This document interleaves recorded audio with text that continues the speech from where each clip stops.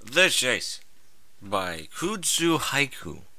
Which one should we do today? Sup? No, I already did that one. Where to go? That one. Chapter 301 with 2,416 words. First, I didn't mean to hurt you, Pinkie Pie said in a soft, subdued voice. She was scared. She went to you because she trusts you. You're an animal she can trust. The words that Pinkie Pie spoke were direct, honest, true, and not intended to hurt or cause ill will. Just a simple statement of Fluttershy's point of view. Nodding, still trying to breathe, Bucky silently agreed, finding no fault in Pinkie Pie's reasoning. He was an animal, a terrible beast, and he knew it. Bucky felt himself being lifted to his hooves by Rarity's magic, and he drew in a painful breath, the stars slowly clearing from his vision. He heard, but he could not see Twilight Sparkle's soft, concerned murmurings to both Rainbow Dash and Flash Sentry. "This is my fault," Bucky rasped in a scratchy voice. "How is this your fault?" Rarity questioned in reply, her own breathing still deep and panicked from the events that had just taken place. I should have done fucking chapter 300. I'm a faggot. "I failed to find the secret passage. My wards were a little broken. My ability for defensive magic is lagging, and it placed all of you at risk. I am a fail."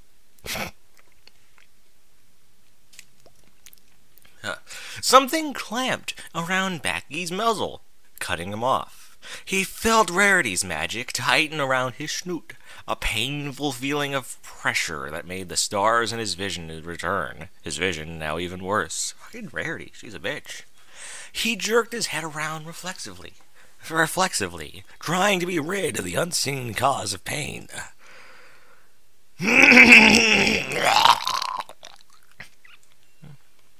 Delicious. "If that is enough of that," Rarity said, angrily. "Right now we do not have the luxury of self-doubt, self-pity, or self-debasement. We are depending on you to get us to safety and rescue our friends. Tanis and Agnetha are out there somewhere, and I am, for one, worried about them. Now, if you will be a good and gentle pony, shut your mouth and do what you're supposed to do best." The mare paused, a pouting moo appearing on her face. What? What's a moo? You're a moo. She calling her a cow, you fuck? Fuck you. And she looked Bucky in his remaining eye. "We wait your commands, good sir." Bucky felt the force upon his muzzle let go. Use the force, Luke. Star Wars is for stupids. He opened his mouth and flexed his still aching jaw, glaring at Rarity with an expression of hurt and anger. He swallowed an angry retort filled with bitter words, and instead went to his trunk. With a flick of his magic, he flipped it over onto the lid, bent his head down, touched the bottom of the trunk with his horn, when with a hiss, it opened, revealing a false bottom. Oh god, am I gonna puke? No. Dole! Oh god, that tasted bad.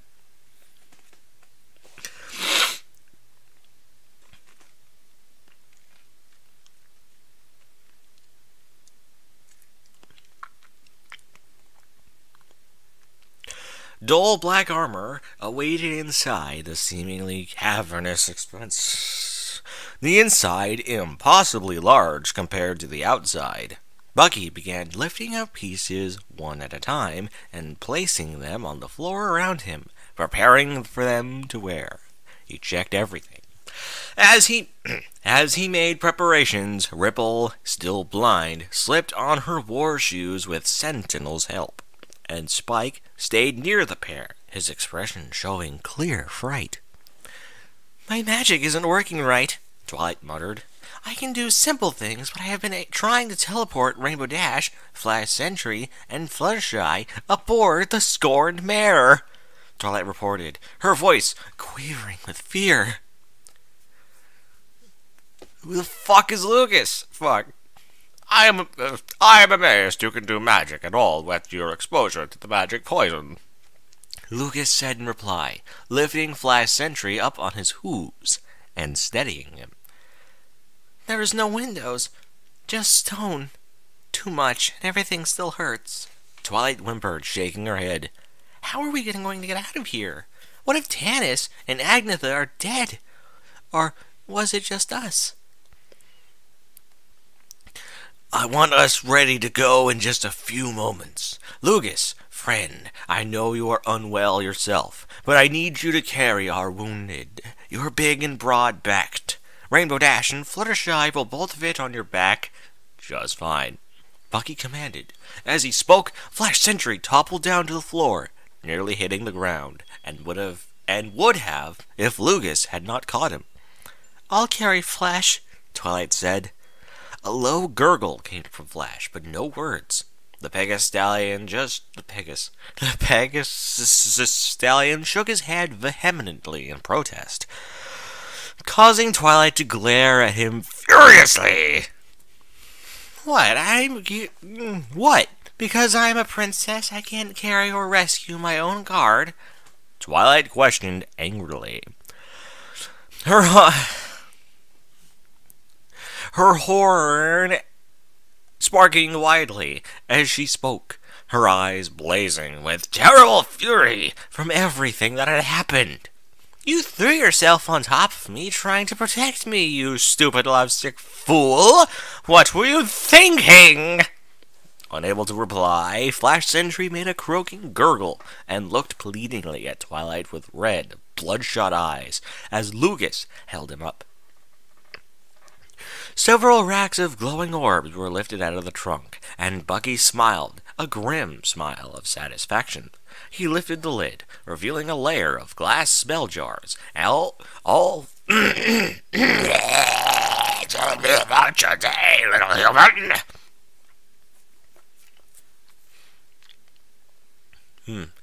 All filled with a dreadful, unmistakable purple aura.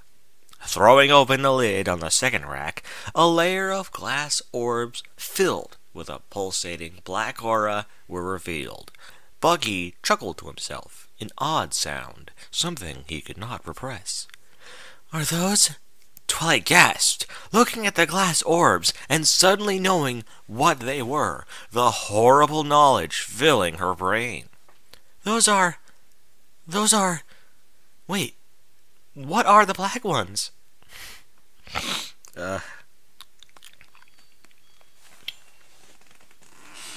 Over here. Over here. There we go.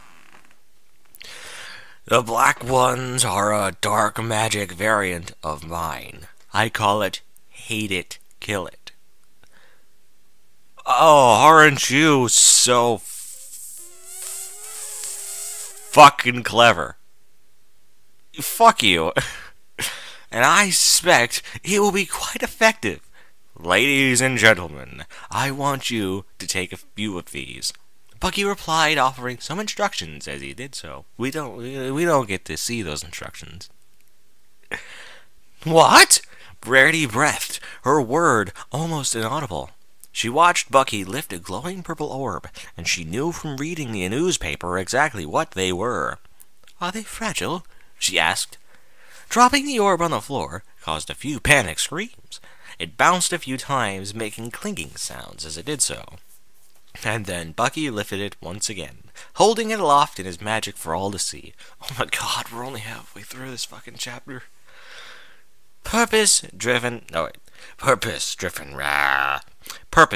magic, Bucky explained. "These will not break unless you will them to break. If you throw them at an enemy, They will know. They will break and release the spell within. I want you to take a few of these. They will be useful in keeping you safe if we are ambushed again. The spells inside will not hurt or affect ponies, or Lugus, or anything friendly toward us.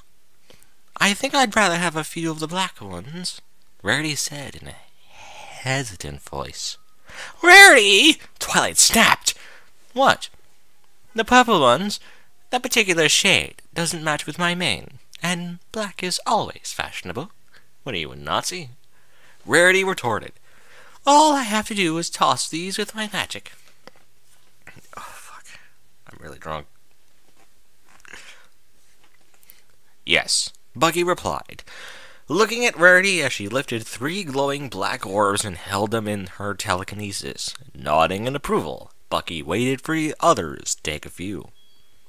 I agree with Rarity, Applejack said, grabbing a few black orbs and stuffing them under her hat. Her hat ain't that fucking big. You said it was a jar, right? Is a jar? Her hat could hold like 1, 2 at the most? Fuck. Black is fashionable and proper for a funeral. What? Who's dying? Who died? Fuck. Ripple, can you see anything yet? Bucky asked, worried about his beloved little girl and her magenta eyes. You fuck her, don't you? Girl, big, magenta eyes. Okay. Oh, I got it. I can see a little light and dark mostly, Ripple reported in reply, still wiping her eyes. She had Spike on her back, and his forelegs were wrapped around her neck. Spike is going to be my eyes. Good thing I'm a precog. I fly through the storm, not above or below it. That's my girl, Buggy praised as he lifted his helmet. He took a deep breath. The armor always changed him. He wondered briefly if his armor was like a substitute for wings, an outward manifestation of the inner alicorn of war. What the fuck is going on? When the helmet struck his horn, it slid into place, and other armor pieces flew to his body, finding that he's fucking Iron Man now?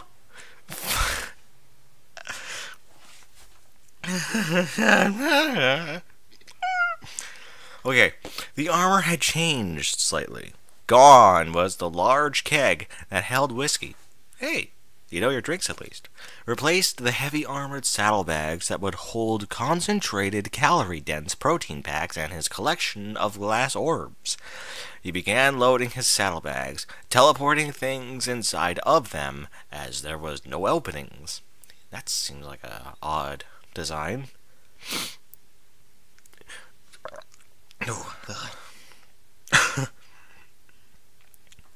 He felt himself suspended, held inside of a gentle magical field, and various magical systems hummed as they came online.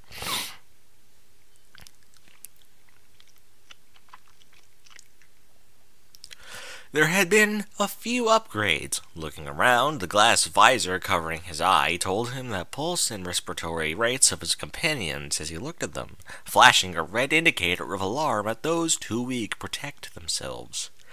That's not a grammatically correct sentence. Flashing a red indicator of alarm at those too weak protect themselves. You forgot a 2! You fuck! Fluttershy triggered this, as did Flash Sentry and Rainbow Dash. Too much to his surprise. The red blip flashed when he looked at Pinkie Pie. Keep an eye on Pinkie Pie, Bucky announced in a mechanical growl. She isn't well. Fuck. She isn't well, and she will need to be looked after. Okay, I think, Pinkie Pie said in a weak voice. Just scared. Okay. Focus, dude, focus. We're almost done. No, we're not. Fuck. Okay. Bucky licked the lid. Oh, Bucky kicked the lid of his trunk shut and then flipped it over. Touching it with his horn again, he began to glow with an odd light. Emergency protocol fail state. Return to roost. Bucky commanded. A set of 8 spindly legs sprouted out of the trunk, and it rose, shaking itself off, and then stood in place, waiting. Be ready. I am opening the door. Is every pony and every birdie ready to go? Every birdie? Suck my dick. Bucky asked, looking around the room. How will your trunk get back to the scorned mare? Twilight inquired. It will walk to a location where it can teleport and return. The battery will be dead, most likely, at this point. Bucky replied, offering brief explanation as his companions made ready. I hope the rest of us are okay, he said in a low, worried voice, revealing his concern. Prepared for the worst, Bucky opened the door. Ow. Ow. Oh, I think I drank a little too much. The hall was empty, but Bucky heard the sounds of fighting in the distance. He turned his head from side to side, checking for everything, ready to kill anything that moved. He stepped out of the door, his armor moving at a slow, mechanical gait, his tail swinging from side to side as he walked. Directly behind him was Applejack, then Ripple, then Sentinel, then Spike, and then behind them was Rarity. Lucas followed her with Fluttershy and Rainbow Dash on his back, his eyes still streaming tears from the dust attack. Behind him was Twilight, bringing up the rear, with Flash Sentry thrown over her back like a sack of potatoes, like a sack of shit, and Pinkie Pie at her side. The trunk scurried off in a direction opposite of where they were going. Is it an invasion? Applejack asked, hearing the distant shouts and screams. Seems that way. Bucky replied in a cold, mechanical voice. Oh, wait. Seems that way. Bucky replied in a cold, mechanical voice as he took off down the hallway, heading for Tannis' quarters and hoping his griffin friend was okay. Applejack, you're limping! Rarity exclaimed. I'm fine, Applejack retorted testily. Testically? Testicles? Testicles. Big round balls filled with semen. No, you're not. You're limping and leaving blood when you walk. Yeah, it's just her period, man. Rarity cried out in alarm, pointing down at the ground. I sliced open my frog on that last griffin's beak. It is worse than it looks, Applejack muttered. It is worse than it looks. I mean, that means it's pretty bad. Applejack, the floor is filthy. The infection you might get could make you lose your leg, Rarity said, lifting Applejack off the ground. No, Rares, dang it, put me down, Applejack protested as Rarity set Applejack upon her back. I can walk. Applejack. Bucky, okay. Applejack, stay put. Bucky commanded. Don't make me subdue you. Fine. Applejack spat upon the ground. Sitting astride, fuck it. Where did you learn how to fight like that, Applejack? Rarity said in a low voice as they walked down the hall. Delivering pies, Applejack said, lifting off her hat and fetching a glass orb filled with black horror and holding it ready in her uninjured front hoof. I hope we meet more griffins. I got me something for them. I'm gonna be just like Rarity here, and I'm gonna be the god-darn spirit of generosity.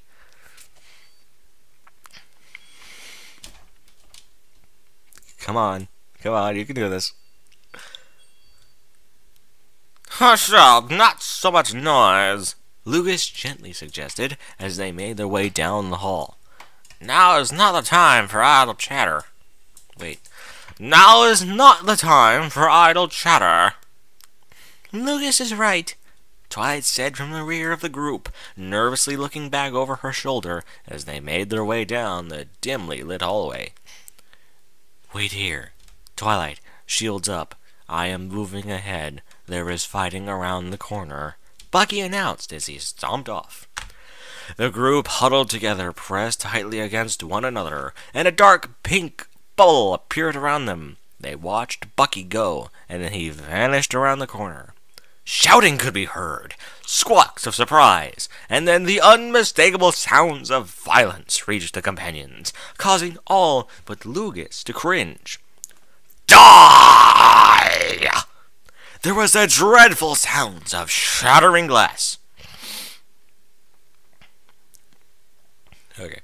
There was the dreadful sounds of shattering glass, followed by raucous laughter that filled the hallway, echoing up and down the passage. Laughter that sounded more like a cackle as it continued. Pinkie Pie, unable to bear it any longer, fell to the floor and curled up in a fetal position.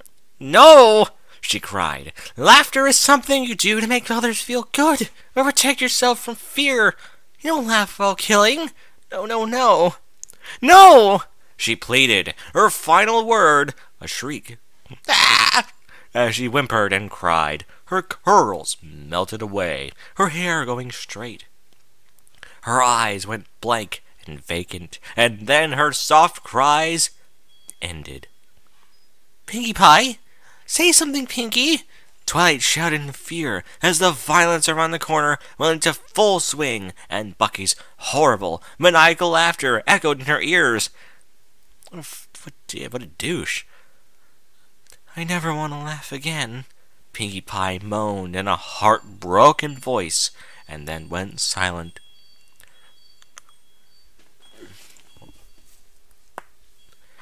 Twilight prodded Pinkie Pie and got no response. What'd she do? Like poker? Poke, poke, poke. Like a child with a stick. And got gritting her teeth. Twilight screamed through clenched jaws. Wait, what? Gritting her teeth, Twilight screamed through like what?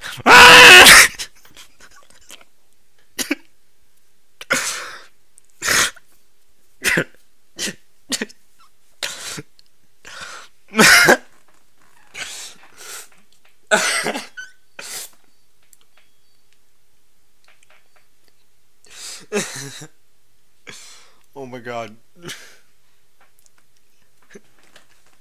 Feeling powerless to anything. Feeling powerless to anything. Fucking hell. This is a scream from clenched jaw.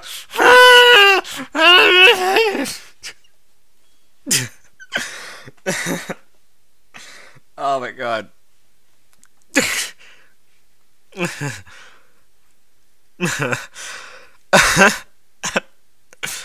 Alright, focus. You're laughing too much. People are gonna get bored.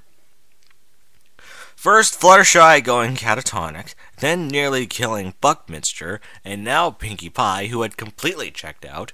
She prodded Pinkie again, shaking her, trying to rouse her friend. Pinkie Pie's eyes were open, but the light was gone, and she looked a bit like she did when Discord had cast his spell upon her. Wait, what? No! Fucking Discord, he touched her head, and she was just gray. She still had her curls. Ow.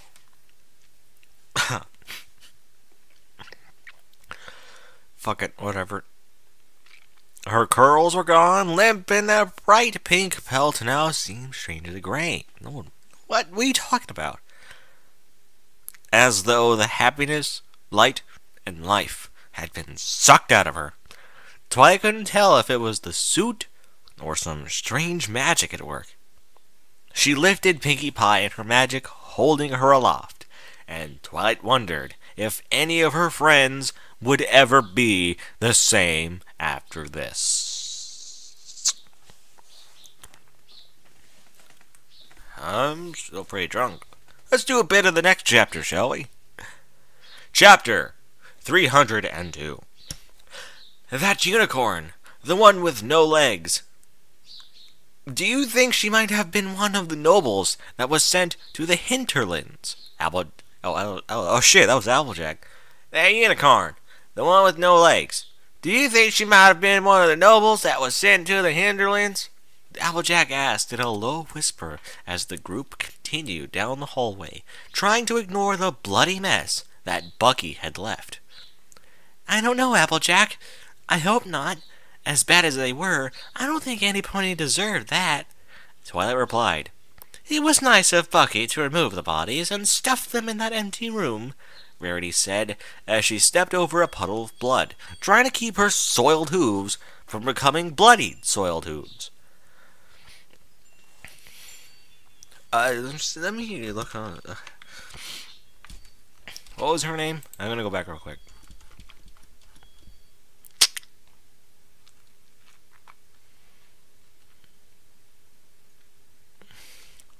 Where'd it go? Where'd it go? Where'd it go? Where'd it go? Where'd it go?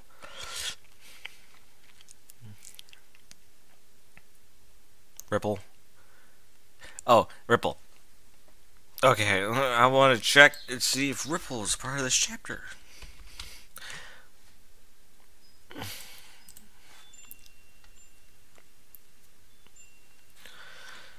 Why do you think she cooperated with them? Spike asked, unable to hold in his question, his voice screechy with fear. Because, Spike, I'm certain that at some point, she just wanted to make the pain stop, Twilight said in a strangled reply, her voice cracking at several points. Twilight suffered through a nightmarish thought of being forced to watch as another creature devoured her own leg, and other even more horrible images began to flood into her mind. Oh, I can only imagine. We just left her there. We have enough to worry about as it is, Spike. As awful as it seems, we need to try and get out of here alive. She was dead, Spike. We have enough to carry as it is, Twilight said, trying to comfort Spike. We should be silent, Lugus insisted, his beak clicking nervously, his claws tapping as he walked along the stone floor. The griffin sneezed as silently as possible. That ain't fucking possible! Fuck you! You don't sneeze silently.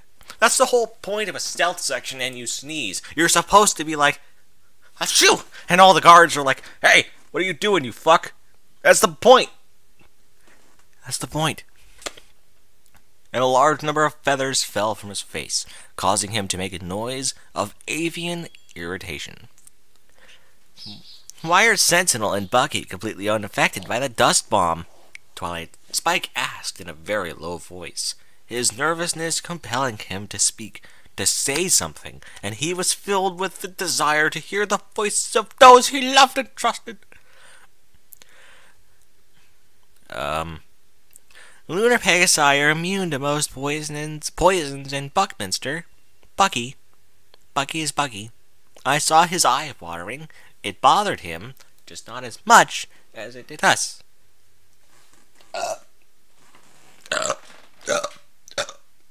Oh God! Oh, it's a mistake. Let's try again. Oh yeah.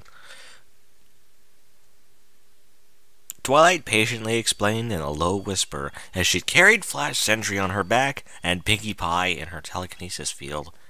Falling silent, Spike leaned forward and rested the side of his face against the back of Ripple's head, burying his face into her pale blue mane.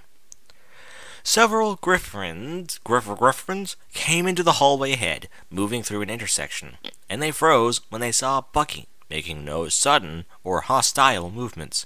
They were clearly terrified, and all of them assumed a submissive posture that was remarkably similar to Pegasi. What? We mean no harm, one griffin said in a low, frightened voice. We are fleeing. Prince Tan has told us to go find safety when all of this started. There were so many soldiers from Hugin. We don't want any violence. He hesitantly explained in a halting voice that hitched from nervousness. Fall in line with us. We will keep you safe. Bucky said, his horn glowing a bright blue-green. A faint, soft outline of magic appeared around the griffins. If you betray us, you will die the moment you think a hostile thought. Twilight Sparkle, feeling confused, could not think of any harmony magic that would do what Bucky was claiming, and then she came to the slow realization that it was a clever ruse. The griffins were probably harmless, and Bucky simply wasn't taking chances. She was forced to wonder if Bucky was really the monster that some thought him to be, and Twilight Sparkle could no longer tell where she stood on the issue. Thank you. Thank you. You are very kind, another griffin said, cautiously approaching Bucky with his head held low. These were small griffins, even smaller than ponies in general. These weren't eagles mixed with lions. These were more like sparrows mixed with cats. Fuck you. Twilight Sparkle pitied them, being forced to live among their larger brethren that only respected size and strength. She watched with the one approaching Bucky, crawling along the ground, so obviously pleased that it was being allowed to live unmolested that it nearly broke her heart. I think you could have picked a different word, dude. Unmolested. I would have liked to have been molested. You trying to be fucking smart, clever? Molested has a different definition than what it did a long time ago. Whatever. Even under the trying conditions of everything else that had taken place, she watched as it nervously touched the leg of Bucky's armor in grateful appreciation, squawked, and then scrambled away to safety. Should I keep going? No, I'm good. Alright, that was half. No, wait, it's not even half. That was chapter 301 and about 25% of chapter 302. It's still garbage. Damn it, I really hoped Ripple had more dialogue to be like, "Hello, Father. Let me see your tiny dick." Oh, yes, Ripple. Let me show you my tiny dick. Oh, my Father, it's just so tiny. My boyfriend Jamal has a much bigger dick. Well, I would like to meet Jamal someday. Tell me, when can me and Jamal meet in a place where you are present as well? In my bedroom.